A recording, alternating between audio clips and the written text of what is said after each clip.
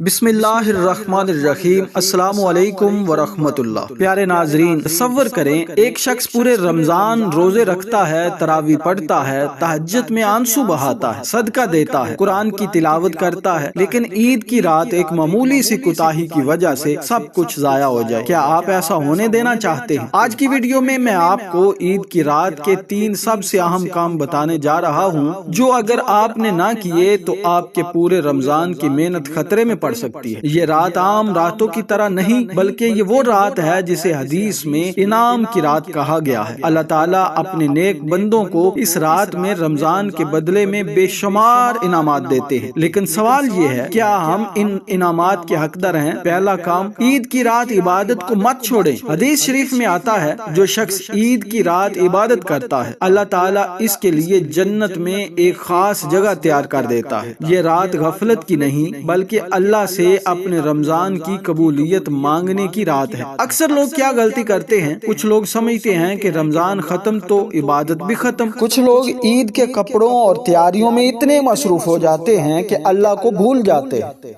इस रात कम अज कम 2 रकत नफल पढ़ें और अल्लाह से दुआ करें कि वो रमजान की इबादत कबूल करे। अस्तगफार करें, अस्तगफिरुल्लाह रब्बी मिन कुल्ली ज़न्बिन व अतूबु इलैहि। ये कम अज कम 1 तस्बीह पढ़ें, ताकि अगर रमजान में कोई कमी रह गई हो तो वो पूरी हो जाए। तहज्जुद पढ़ने की आदत डालिए, क्योंकि ईद की रात खास तौर पर तहज्जुद की बहुत फजीलत है। दूसरा काम, सदका फितर लाजमी अदा करें। नबी करीम सल्लल्लाहु अलैहि वसल्लम ने फरमाया, सदका फितर हर मुसलमान पर फर्ज है, ताकि रोजों की कुताहियों का अजाला हो जाए। अगर हमने सदका फितर नहीं दिया तो हमारे रोजों की इबादत मुकम्मल नहीं समझी जाती।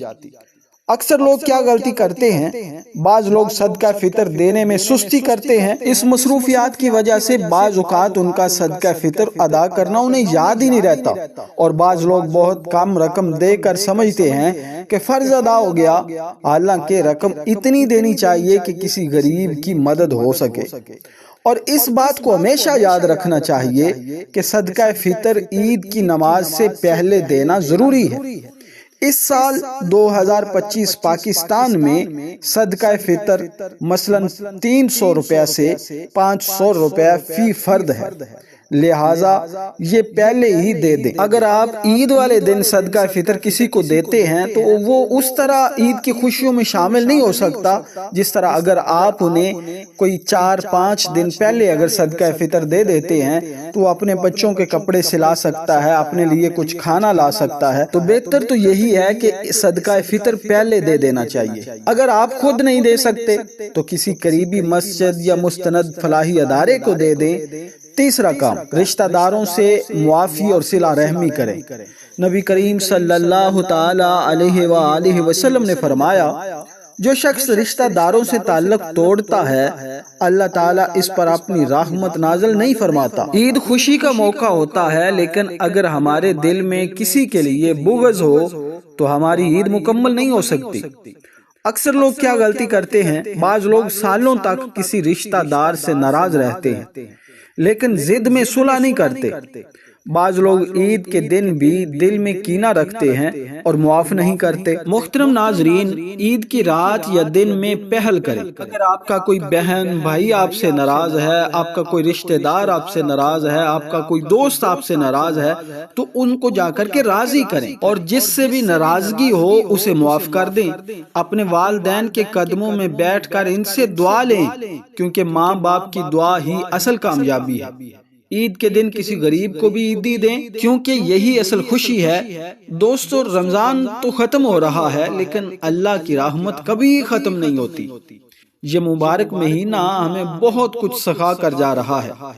हमने रोजे रखे, इबादत की, अल्लाह से मुआफी मांगी, लेकिन अब सवाल ये है कि क्या हम रमजान के बाद भी वही नेकियां जारी रखेंगे? हम में से बहुत से लोग रमजान में बड़े नेक बन जाते हैं, नमाज पढ़ते हैं, कुरान की तिलावत करते हैं, सदका देते हैं, मगर जैसे ही ईद आती है सब कुछ भूल जाते हैं। क्या हम रमजान के बाद भी अल्लाह को याद रखेंगे?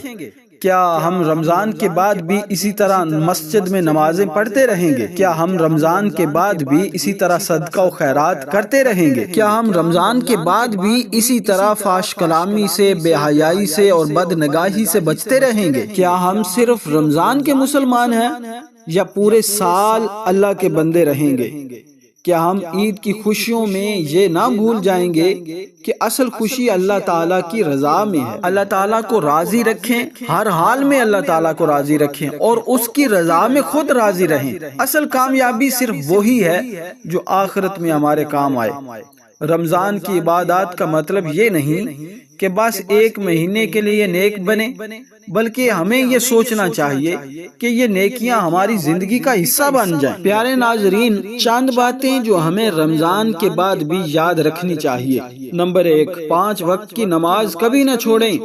نمبر 2، قرآن سے تعلق قائم رکھیں، کیونکہ یہ وہ اللہ تعالیٰ کی کتاب ہے، یہ قبر سے لے کر جنت میں داخل ہونے تک بندے کے ساتھ رہتی ہے۔ روزانہ کچھ نہ کچھ ضرور پڑھیں، صدقہ اور خیرات کرنے کی عادت بنائیں، چاہے تھوڑا ہی کیوں نہ ہو، کیونکہ نبی اکرم صلی اللہ علیہ وسلم نے ارشاد فرمایا، کوئی بھی بلا، کوئی بھی مصیبت صدقہ سے آگے نہیں گزرتی۔ یعنی اگر تم نے صدقہ دیا ہوا ہے تو کوئی بھی بلا، کوئی بھی مصیبت تمہیں نقصان نہیں پہنچا سکتی۔ گناہوں سے بچنے کی کوشش کریں، کیونکہ رمضان ہمیں یہی سکھاتا ہے۔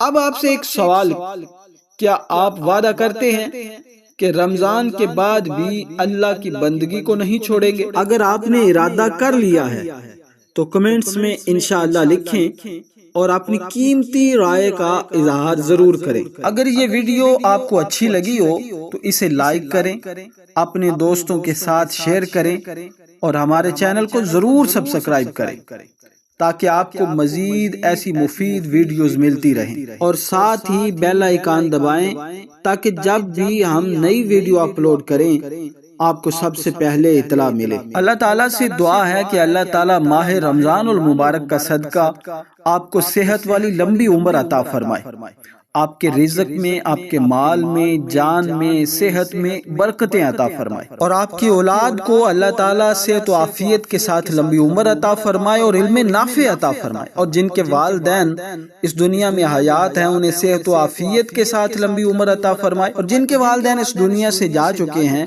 اللہ تعالیٰ ان کی کامل بخشش فرمائے، اللہ تعالیٰ ان کی قبر کو منور فرمائے اور انہیں جنتی فرش نصیب فرمائے، جنتی لباس عطا فرمائے اور جنت کے دروازے کھول دے جہاں سے انہیں ٹھنڈی ہوائیں اور خوشبو آتی رہے۔